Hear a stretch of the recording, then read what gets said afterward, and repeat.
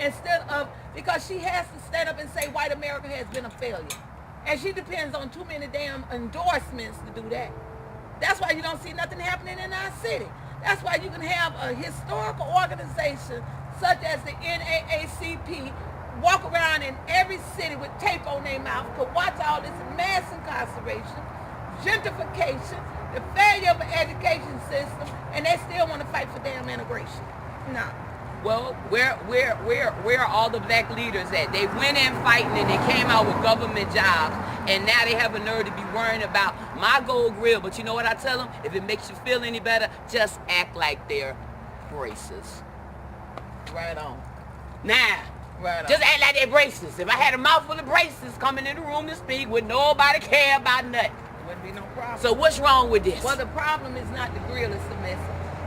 It's not the grill, it's the message. Because they are up in a passive state.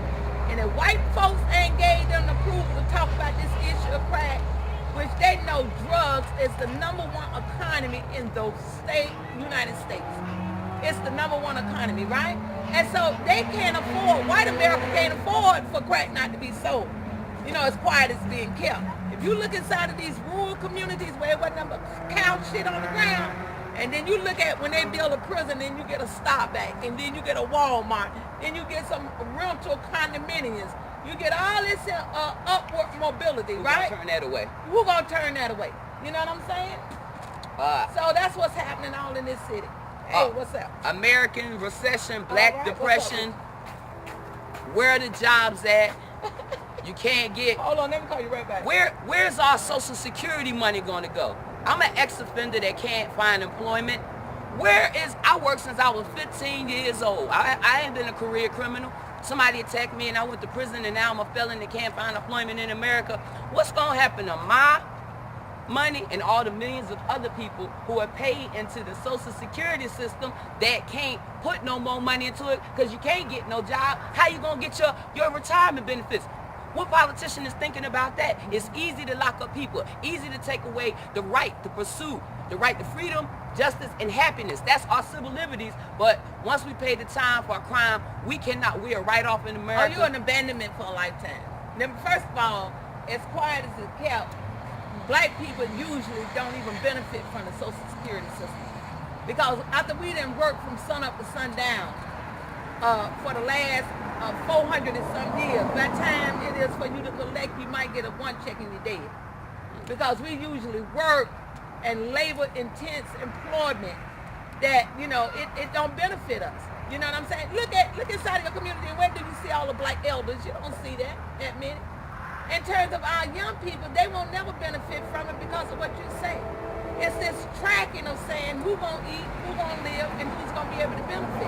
And so when you don't see any of that in place, and you have seen this lifetime of banishment from being able to pursue life, liberty, happiness, and justice, and all that stuff, right? Black people have been written off. And the reason why we could be written off is because we do not have an aggressive leadership like we had in the 60s to challenge the status quo. We don't have people standing up and telling white folks that if we don't eat, your ass ain't gonna eat. See, we don't have that. We have a small group of traitors inside of our community. True. That benefited from the struggle of those that was not going to benefit, that is using that leverage to make sure that they're better off than what they're. That's all they do. It's a lot of food out here to eat, but they're hoarding it. What we should be doing is accountability. That's why we're forming the Citizens Action Civil Liberties Coalition. We're going to have people, we're going to form a hotline, and we want to field our stuff directly with Sister Connie. Maybe if we can even get you to be a leader in that movement so we can start calling in fraud, calling in discrepancies in the system. We need this accountability. There is no such hotline that exists in the government. Why? We need this type of accountability. We need a whistleblower's hotline. A whistleblower's hotline that ordinary citizens can call up and say, hey, this is going on in the system. This is going on. Can you investigate that? Can you start an initiative to investigate? Everything in this country starts with an initiative or a wake-up call, but everything is suppressed when it's of importance. The steroid issue is not of importance. It is not sending anyone to prison. It is not sending anyone. Who cares how strong those people are if they can knock the ball out the park? All that is for entertainment purposes only.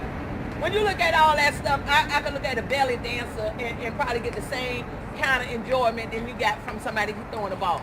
But because of the economic impact to cities, where those teams are located, and the individual owners that make gazillion. If somebody like Roger Clemens could make $28 million, then what the hell do the owner make? And he makes billions of dollars. And so all of them had an idea. They all knew that these things were happening, but as long as profit is going on, they care less. And so that's the hypocrisy. Because drugs is drugs, and from Ronald Reagan to all of them say, just say no. Now, here goes so-called role models. I ain't talking about no little 14-year-old jit on a bicycle. I'm talking about so-proclaimed role models that you have. And they're around here indulging in not just steroids, but even other drugs. And you know what they say? Hey, we can't incarcerate them.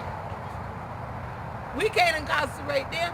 But you get somebody like the poster child of evil, like Michael Vick, you say, nah, not only we going to prosecute, but we taking $141 million and damn near everything you own away from you. Because the whole thing, and this has been the problem with white America, is the black question. Because when they got through with the free labor and using us as slaves, just like Abraham Lincoln said, if he could save the Union and keep slavery intact, he would have done just that. Black people, and I got to go. Black people, what we doing, and I'm going to leave you with this, what we now doing in the hood is what the Ku Klux could what we doing in the hood is what the Ku Klux if they could. We are destroying our own people. We are not standing up. We are sitting back complaining, and we can't let Sister Connie do it alone. She's been fighting the fight forever, but now we are in a time of accountability. People are now saying, I'm tired of losing my home. I'm tired of can't find any work, but we can't change anything. The voters and the taxpayers must do this because we are electing people who are not doing their jobs. So this is where the accountability must come in at. We simply must go to them, reveal the truth. I don't even know where the flyer is, but that no baking soda equals no crack, that will help save. It will help reduce crime, crack baby births. It will help people regain a normal life in America. But first, people have to want to regain it. So if you want to keep selling drugs, you can't win, you can't make money, you can't keep your car, you can't do any of that. Ms. Connie been fighting on these fronts for a long time. When are you going to stand up? When are we going to have a Washington, D.C. type movement march? We should be doing this on Martin Luther King Day. That's how you honor him, by accomplishing what him and others actually started. So why don't we try that on Martin Luther King Day? To have an organized march to help fight against the injustices for what he stood and died for.